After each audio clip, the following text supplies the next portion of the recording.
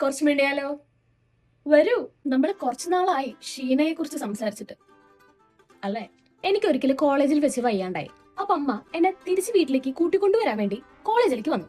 അപ്പൊ ഞങ്ങൾ തിരിച്ചു വരുന്ന വഴിയിൽ ഡിന്നർ കഴിക്കാൻ വേണ്ടിയിട്ട് ഒരു റെസ്റ്റോറന്റിൽ കയറി. ഞങ്ങൾ എല്ലാവരും ഫുഡൊക്കെ കഴിച്ച് ആ റെസ്റ്റോറന്റിൽ ഇറങ്ങുമായിരുന്നു. എന്റെ തൊട്ട് ബാക്കിൽ ആക്ച്വലി അമ്മ ഉണ്ടായിരുന്നു.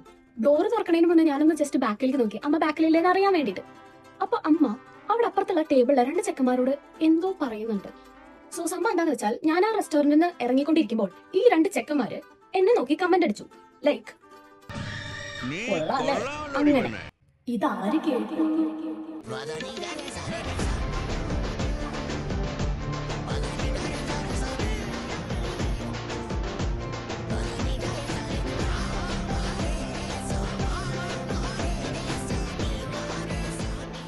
എന്റെ അമ്മ അവരോട് എന്താ പറഞ്ഞേന്നറിയേ? കൊള്ളാലേ, എന്റെ മോളാ. എന്താണ് മക്കൾ ഇപ്പൊ പറഞ്ഞത് എന്തായാലും ആന്റി മോളോട് പറയാം. വേറെന്തെങ്കിലും പറയാനുണ്ടോ?